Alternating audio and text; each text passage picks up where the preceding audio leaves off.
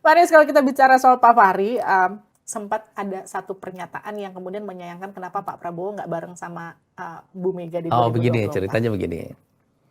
Jadi kita sebenarnya bicara tentang perlunya koalisi besar. Saya concernnya begini ya, karena ada tantangan geopolitik sekarang ya, yang sangat besar. Ada tantangan bagi negara besar seukuran Indonesia. Negara seperti Cina, negara seperti Amerika, Rusia, India. Tantangannya itu adalah tantangan disintegrasi. Oke. Di Indonesia ini semua faktor-faktor disintegrasi itu banyak sekali gitu. Agama, etnis, geografi, ya. Dan begitu ada global player yang masuk di sini, pemain global yang ikut cawe-cawe secara intensif, kita bisa mengalami kasus seperti yang dialami Ukraina, kasus yang dialami Syria, kasus yang dialami Libya, dan seterusnya. Dan lebih susah untuk mengendalikannya. Kebutuhan kita kepada konsolidasi elit yang kuat sekarang tidak pernah sekuat sekarang ini seperti sekarang ini dibanding tahun-tahun yang sebelumnya. Karena ada tantangan geopolitik ini. Gitu.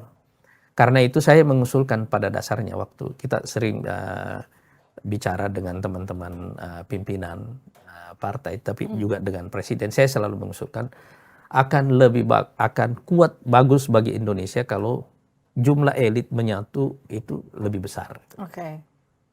Jadi sebenarnya kita mengusulkan koalisi besar. Gitu ya.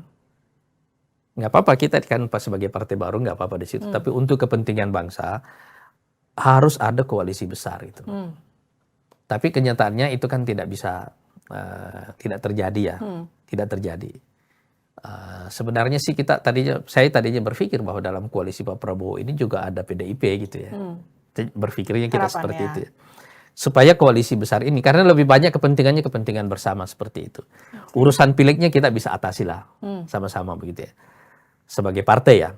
Tetapi kebutuhan kepada koalisi besar ini penting untuk mempertahankan konsolidasi elit itu.